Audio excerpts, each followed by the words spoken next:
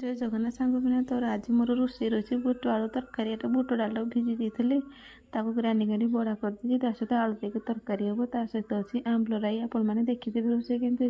ମୁଁ ଆଜି ଗୋଟେ ନା ଆମ ବାଲେଶ୍ୱର ଲୋକଙ୍କର କଥା କହିବା ଭାଇ ବାଲେଶ୍ୱର ନା କ'ଣ ଯେ ଭୋଜି ପଡ଼ିଯିବ ନା, ତାଙ୍କର ସବୁଠୁ ବଡ଼ କାମ କ'ଣ ଜାଣିଛନ୍ତି? ମୁଢ଼ି ଭଜା। ଭାଇ ସତରେ ଏତେ ମୁଢ଼ି ଭଜା ହେବ ନା, ତୁମ ବାହାଘର ସରିଗଲା ତୁମ ମୁଢ଼ି ତ ଭଜା ହେଇଯିବନି। ତାହାରି ଗୋଡ଼ ହାତ ବିନ୍ଧା। ଭାଇ କେତେ ମୁଢ଼ି ଭାଜିଥିଲେ। ଭାଇ ସତ କଥା ହେଲା, ଆମ ବାଲେଶ୍ୱର ଲୋକ ନା ସକାଳେ ଉଠିଲେ ମୁଢ଼ି, ସନ୍ଧ୍ୟାରେ ମୁଢ଼ି, ଦ୍ୱିପହରେ ମୁଢ଼ି, ଯିଏ ଘରକୁ ଆସିବ ମୁଢ଼ି। ଭାଇ ସତରେ ତାଙ୍କର ମୁଢ଼ି ଗୋଟେ ବଡ଼ କାମ ଥାଏ।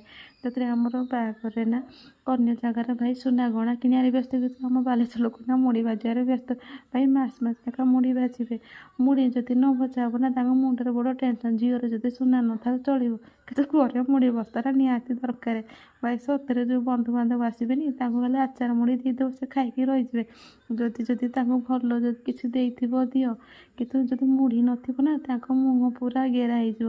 କହିବେ ନା ନା ନା, ତାଙ୍କ ଘରେ କିଛି ଖାଇବା ଥିଲାନି, ମୁଢ଼ି ଯୋଡ଼େ ଆମକୁ ଖାଇବାକୁ ଦେଲେନି, କ'ଣ ଖାଇବ? ଭାଇ ଯେତେବେଳେ ଦେଖିବ ତରକାରୀ ଗୋଟେ ହେଇଥିବ ନା ତାକୁ ବଳେଇଥିବ ମୁଢ଼ିରେ ଖାଇବା ପାଇଁ। ସତରେ ତାଙ୍କ ପେଟ ପୁରେନି, ତୁମେ ଯେତେ ତାକୁ ଦରକାର ଦେଇଥାଅ। ଭାଇ ସତ କଥା, ଯେ ବାଲେଶ୍ୱର ଲୋକ ନା ତୁମେ ବୁଝିପାରିବନି। ମୁଢ଼ି ହେଲା ତାଙ୍କର ଜୀବନ। ଅକ୍ସିଜେନ ବିନା ମଣିଷ ବଞ୍ଚିଯିବ, ବାଲେଶ୍ୱର ଲୋକ ମୁଢ଼ି ବିନା ଜମା ବଞ୍ଚିବନି। ହଉ ଭାଇ ରହୁଛି, ମୋର ରୋଷେଇଟା ବି ସରିଲା, ମୁଁ ଯାଉଛି ଖାଇବି। ଯଦି ଝୋଳ ବଞ୍ଚିଲା ନା ତ ମୁଢ଼ି ଦେଇକି ଖାଇବି।